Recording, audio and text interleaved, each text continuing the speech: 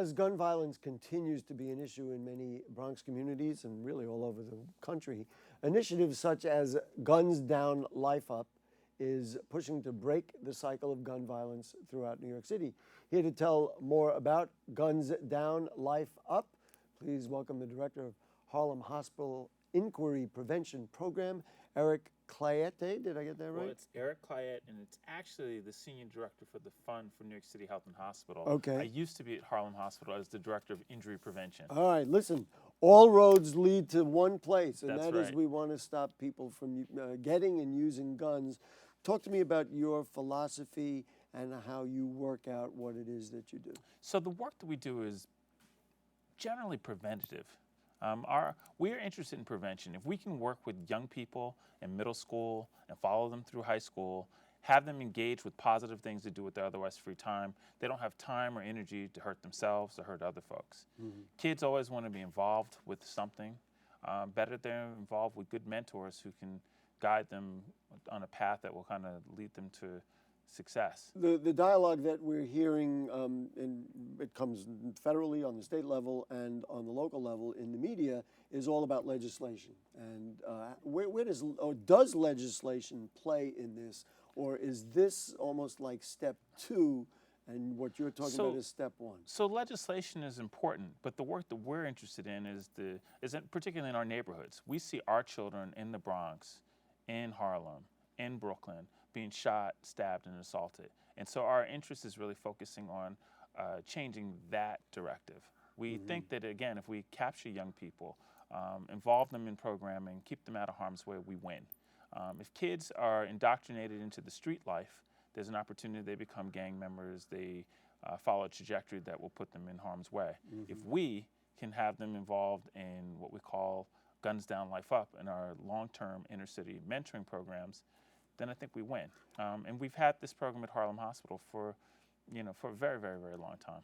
Talk to me about the specifics. It's very easy to say keeping kids out of those kinds of activities, right. And you want them to do better, and you want them to be productive, and you want them to have a family life that's not the gang family life. Right. How do you go and change those young minds? So there are two things. Number one, we recognize that you have to have an activity that kids enjoy. One of the activities that we wave in front of kids is biking. Kids like to cycle. We get them out and they ride their bikes in the wintertime. You provide the bikes for them? We provide them with bikes. How exciting. I think it's tremendous. Yeah, it's good. We used to bike 30 to 50 miles a day when I started this program many, many years ago, and we'd run in the morning. But that's just a carrot to kind of capture their attention. If they like music, if they like fashion, if they like dance, sports, we try to build programs that incorporate the things that they enjoy and then follow that up with all of the life skills activities. We talk about financial services. We talk about etiquette. We offer talks about public speaking. All sorts of things that we know will add value to their lives as they transition from where they are as young people today to the young people we'd like them to be in the future. How many people, young people, do you have and do you serve in this program? So it depends on how you count. So at Harlem Hospital, it really I've been using my fingers all morning, so I guess that's how we're doing it. Well, what I mean is if you think direct service, so we've had more than 350 people go through our program at Harlem Hospital. We just launched the program at Lincoln Hospital right here in the Bronx. But that's direct service. But when you think about the programs that happen outside of the hospital, the community fairs, the folks that we touch in the parks department or where have you, that changes the number exponentially. But generally, there's a corpus of about 20 to 30 kids that we'll work with in middle school, and we also look to push that for our high school programs. In our high school program in Harlem, since that's our longest standing program, there are about 75 to 125 kids that are involved in the program, and another 20 or 30 kids that are in our middle school program. A number of years ago, I had a conversation with the director of the PSAL, the Public School Athletic League, and he said, the rules are if you don't attend school during the day, you can't attend practice or play in a game.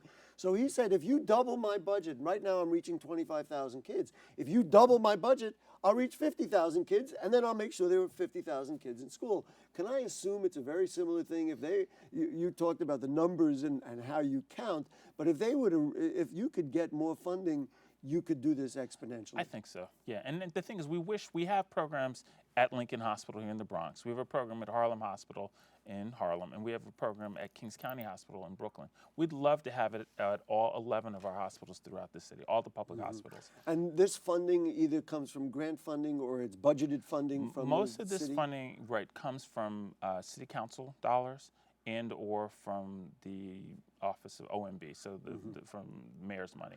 So it's public money that helps do this work. We've had a program, and we've covered it on Open and on Bronx Talk a number of times, which comes out of Jacoby Medical Right. Center, which is the SUV program. Absolutely. Now that came out, there was some state funding that went to that. Right.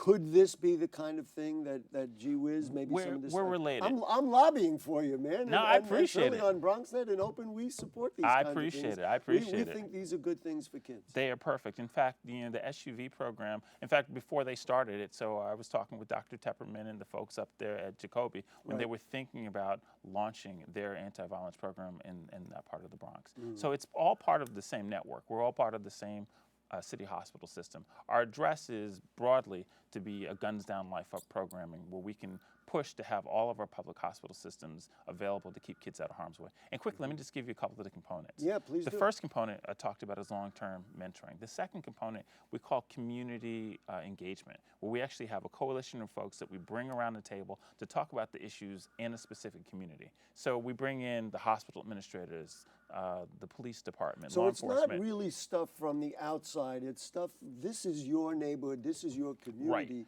and that certainly reaches the young people We want better. those folks at the table because they understand the issues in their specific community. We don't want a cookie cutter response because we recognize that every community is just a little bit different. And ultimately, for our trauma centers, where kids actually come when they're shot, stabbed, or assaulted, we have hospital responders who we work with Cure Violence members to come into our facilities to talk to our young people about not re-engaging in violence. Many years ago, we were told, I believe it was during the Giuliani administration, that midnight basketball doesn't work.